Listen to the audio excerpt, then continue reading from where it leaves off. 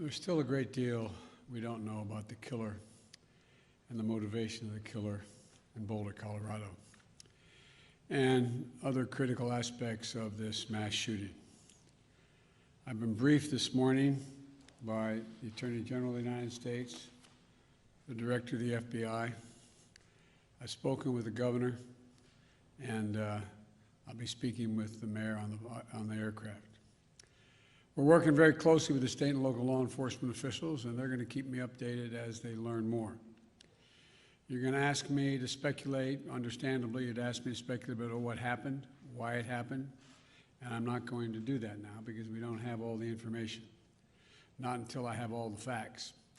But I do know this. As president, I'm going to use all the resources at my disposal to keep the American people safe. As I said, at this moment, a great deal remains unknown, but three things are certain. First, 10 lives have been lost and more families have been shattered by gun violence in the state of Colorado. And Jill and I are devastated, and the feeling, I just can't imagine how the families are feeling, the victims whose futures were stolen from them, from their families, from their loved ones, who now have to struggle to go on and try to make sense of what's happened. Less than a week after the horrific murders of 8 people and the assault on the AAPI community in Georgia, while the flag was still flying half-staff for the tragedy, another American city has been scarred by gun violence and the resulting trauma. And the state, I even hate to say it because we're saying it so often, my heart goes out. Our hearts go out for the survivors, who had to flee for their lives and who hid, terrified, unsure if they would ever see their families again, their friends again. The consequences of all this are deeper than I suspect we know. By that I mean the mental consequences, the feeling of, anyway, it's just been through too many of these. The second point I want to make is my deepest thanks to the heroic police and other first responders who acted so quickly to address the situation and keep the members of their community safe. And to state the obvious, I commend the exceptional bravery of Officer Eric Talley, and I send my deepest condolences to his family, his close family and 7 children.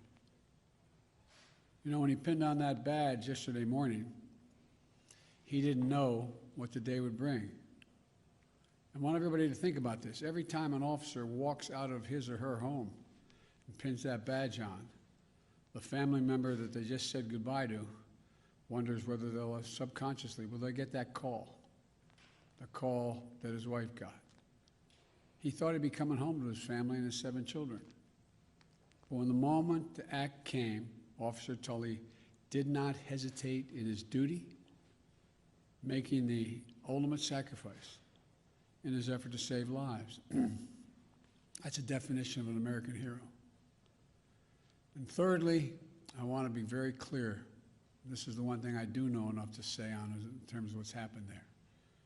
While we're still waiting for more information regarding the shooter, his motive, the weapons he used, the guns, the magazines, the weapons, the modifications that apparently have taken place to those weapons that are involved here, I don't need to wait another minute, let alone an hour, to take common sense steps that will save the lives in the future and to urge my colleagues in the House and Senate to act. We can ban assault weapons and high-capacity magazines in this country once again. I got that done when I was a senator. It passed. It was law for the longest time. And it brought down these mass killings. We should do it again. We can close the loopholes in our background check system, including the Charleston loophole. That's one of the best tools we have right now to prevent gun violence. The Senate should immediately pass, let me say it again, the United States Senate, I hope some are listening, should immediately pass the 2 House-passed bills that close loopholes in the background check system. These are bills that receive votes of both Republicans and Democrats in the House. This is not and should not be a partisan issue. This is an American issue. It will save lives, American lives, and we have to act. We should also ban assault weapons in the process. I'll have much more to say as we learn more, but I wanted to be clear. Those poor folks who died left behind families that leaves a big hole in their hearts.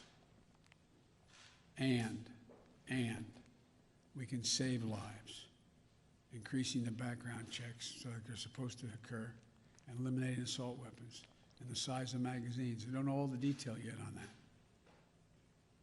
But I'll be talking to you more later today or in the next couple of days about what else we know. May God bless you all and those families who are mourning today because of gun violence in Colorado and Georgia, all across the country. We have to act so there's not more of you, there's fewer of you as time goes on. Thank you so much. Will you introduce new gun legislation, Mr. President?